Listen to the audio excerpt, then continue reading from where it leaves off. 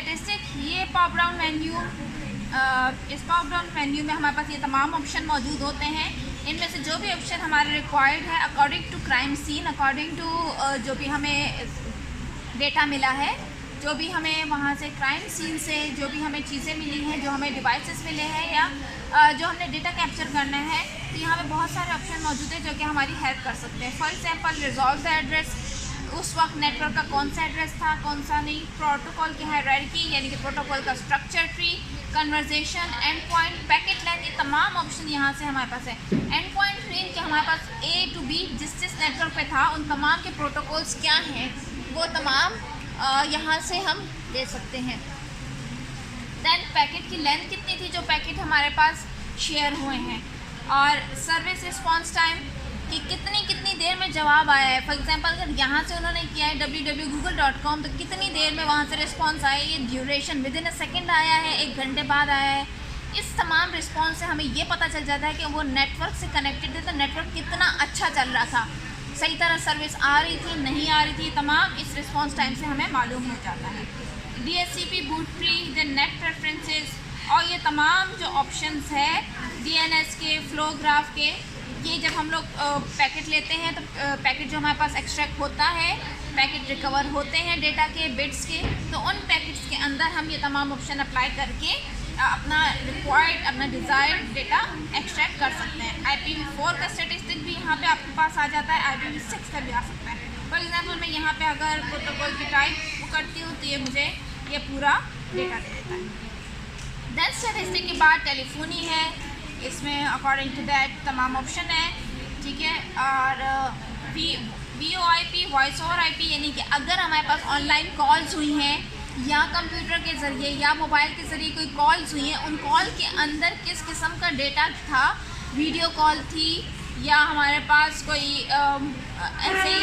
Verbal call थी, video नहीं थी, तो उसके अंदर जो भी चीज़ हमारे पास, जो भी ऑप्शन रिक्वायर्ड हो हम यहाँ से उसे कैप्चर कर सकते हैं। वायरलेस ब्लूटूथ था, डिवाइस से कनेक्टेड था, या किसी और ब्लूटूथ HCI समरी जो हमें चाहिए हो। फॉर एग्जांपल बाज़-औक़ात ये होता है कि हम कोड स्कैन करके वाईफाई कनेक्ट कर लेते हैं, बाज़-औक़ात ये होता है हम केबल से कनेक्ट कर लेते हैं, बाज़-औक़ात ये होता है कि हम